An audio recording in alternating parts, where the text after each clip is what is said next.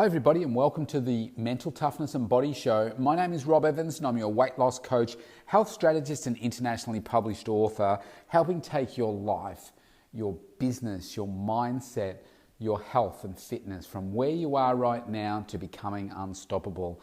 And today's podcast is brought to you by virtue of Donald Trump.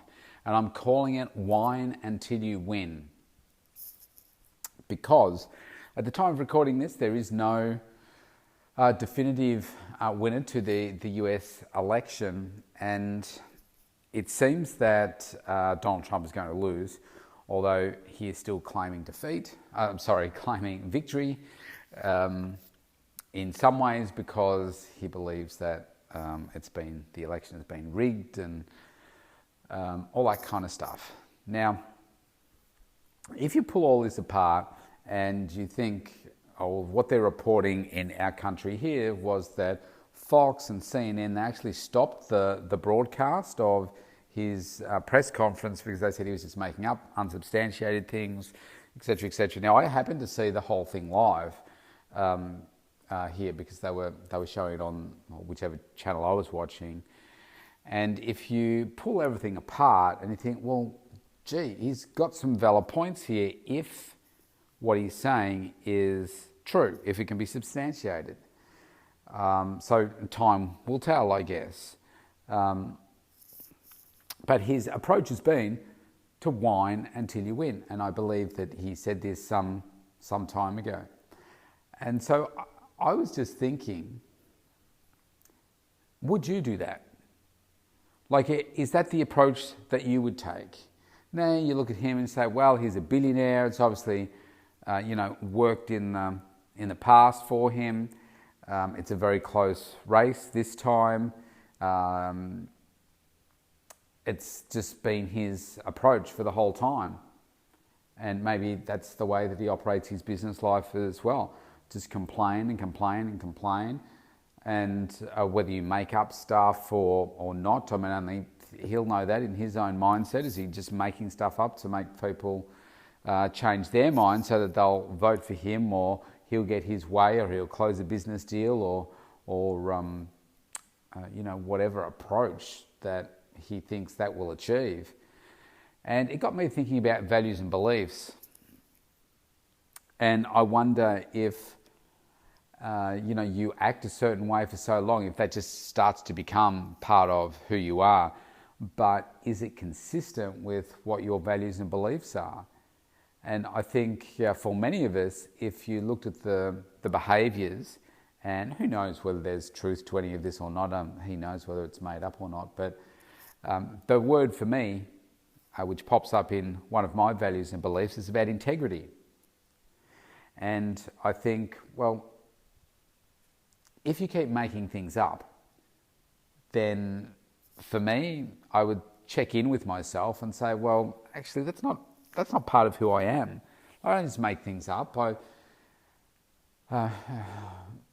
What you see is what you get with me. And maybe you could say, well, that's the same with him too. But if you don't have integrity, then at some point, if you can continue to behave that way, it's going to have a very detrimental impact on you. Now, just think for a moment the impact of what he's doing right now. What is that doing? How is that tarnishing or otherwise his reputation? And I mean, politics is different in Australia to the way it is in the US by a long shot. And good or bad, or it's just different. But the people that follow both parties are just so passionate. And I don't think we just don't have that level of passion with politics in Australia. We just don't. And maybe all of this is just creating a stronger base for those. I mean, the votes have been cast, so they can't change their mind. Or alternatively, you could say, well, the people that voted for him next time, if they had that chance to say, they would not, because of the way that he's behaving. Who knows? No one predicted that it would be this close, that's for sure. But I think, gee, at what point do you start to change the way that you've been handling things? Like, it looks like he's gonna lose, and I said the word integrity. The next word that pops up for me is dignity, and conducting yourself with a level of dignity and professionalism, so that, I don't know, you can hold your head high. And like, if you're making things up, for instance, I'm not suggesting that he is, but everybody else is, but I mean, I don't know. So, unless you've heard it with your own ears, seen it with your own eyes, I mean, how do you know whether it's the truth or not? You just don't. And we know that you can't just believe the media. But if it's not true, then at some point, don't you have to look in the mirror and say, well, do you know what? I've just got to admit the fact that this guy has run a better race, as in Biden, and it's time for me to, bow my head with some dignity, or hold my head high and say, okay, I can see defeat. This guy ran a better race. And then ask yourself the question, how can you learn from this? How can you grow from this experience? And from somebody that doesn't really follow US politics that closely, from the outside, all this other side of the world away, looking in, would say, I think he lost it on the coronavirus. And if he had have taken a different approach to the coronavirus, then I think he would have won. But because he's come across as, I guess, seeming like, I'm Superman, I got it, and I'm okay, and here are the super drugs to take, and the virus is, pretty much harmless, so what's all the huff and puff about? But so many people have been infected, so many people have lost lives, jobs, etc., that I think, this whole concept of masks should not be a political thing. It just should be, okay, everybody should wear masks, and let's see if we can stem the tide here, introduce, some national guidelines. And I think that would have had a much better response for him, kind of similar to what they did in Australia here. And obviously Victoria, we've been locked down. Tomorrow there should be an announcement that I can open my studio up on Monday, and that there are other changes. They relax the thing like the 25-kilometre rule, that we can travel outside that, etc.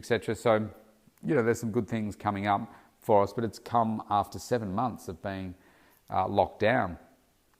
And maybe the US needed a bit of that, and a bit of strength and leadership in this area of COVID. And so, but I don't know. That's what I would say as an external person looking in. I think if you're going through this, then you'd have to say, well, okay, what did I get wrong here? How can I learn?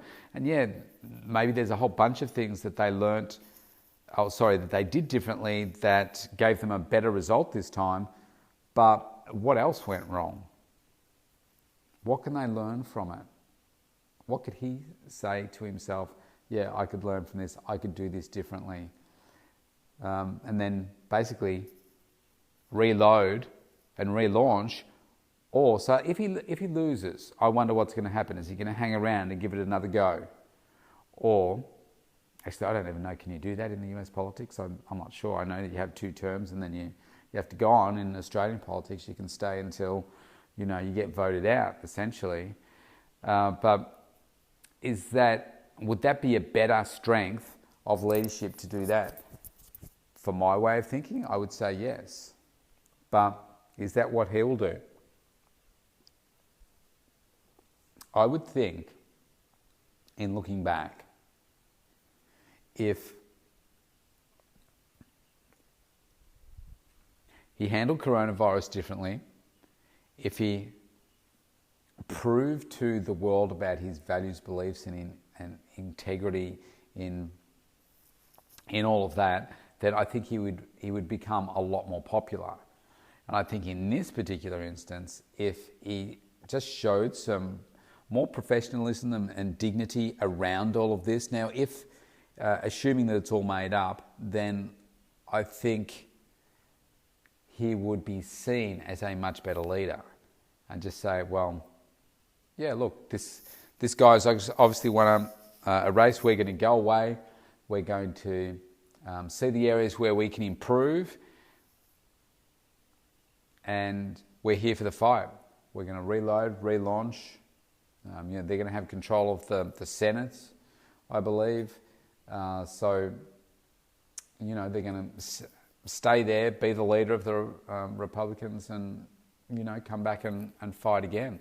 I think he would have much more followers in that way, because certainly from looking in, Biden doesn't look like a great leader. It's just that there was two people in the race and they had to vote for one, and I think Trump obviously can be very polarizing for a lot of people. So it's interesting as to look at the whole experience of how he's conducted himself, what's going to happen now. It basically looks like a child behaving badly right now and just making things up just to get their own way. But maybe there's some truth to it, who knows. And I just wonder how often, watching that, how often perhaps you check in with yourself and say, well, am I living my values and beliefs? Am I starting to do things that are not consistent with where I was with my values and beliefs a few years ago? Or have you strengthened your values and beliefs, or have some of them become a little bit more flimsy? Are you starting to now work with people or groups of people that really don't have a high moral fibre or strong values and beliefs? And that's making you feel a little bit uncomfortable, and maybe there's some lines being blurred there, and maybe, I don't know, some things are maybe not illegal, but maybe they're on the fringe, or maybe they are just over being a little bit illegal, but you're making lots of money out of them, and you're thinking, okay, this is pretty good, but it's not really consistent with who you are. I think it's a good idea to check in with yourself from time to time and just see, well, actually, is that who you are? The way that you're living your relationships and so forth. For instance, maybe you're having an affair and that's not really the person that you are. But you found yourself in this situation, put yourself in this situation, and maybe you need to say, well, actually, that's not me. That's not the right thing to be doing. I need to be managing my life differently. Maybe there's some things that you're doing in your family, relationships with kids and so forth, that you're not doing what you think you should be doing. You need to raise your standards in those areas. And I think this is what this all shows to me, that he should be checking in with who he is, Donald Trump that is, and raising his standards and saying, well, hang on, come on. You're a really successful guy. Yes, you're a polarizing figure. You're always going to be a polarizing figure, but maybe he's crossed the line here. Maybe. Now, only he is going to know the answer to that. All I'm saying is, by looking in, it's just prompted me or inspired me, I suppose, to record today's podcast, because I just wonder how many of us you do check in with ourselves and just say, yeah, do you know what? I'm getting it all right all the time. And I know I'm not. And as a good example of that is, for me, just looking at, what's going on in my own household and everything at the moment, and just asking myself some questions. Gee, am I being the dad that I want to be? Am I really being as present for my kids that I want to be? And the answer to that was no. I'm not. And why is that? Well, I think it's easy to get distracted from what it is that we're doing. We've got coronavirus this year. I'm doing my own body transformation this year. I'm trying to build the business. Initially it was trying to let's just hang on to the business. How are we going to make money? How are we going to keep moving forward? How are we going to innovate and do all those things? And now it's getting busier and busier and busier. And it's like, how do I keep, serving all the clients that I want to, as well as continue to grow, and just focusing on that, and also trying to be the best version of myself for me and for all my clients, but as also obviously as a dad for my kids. And I think sometimes you get so caught up in everything and in such a routine that you forget maybe where some of your important time should be placed, and how things maybe can be let to slide. And then when you stop, check in, and you think, actually, I'm probably not doing as well in that area as I should be. And that's just made me realise that actually, there's a few things here where I need to step up and just be a better role model, and a better version of me for the kids. So I think life just gets in the way sometimes, and you don't stop and do that.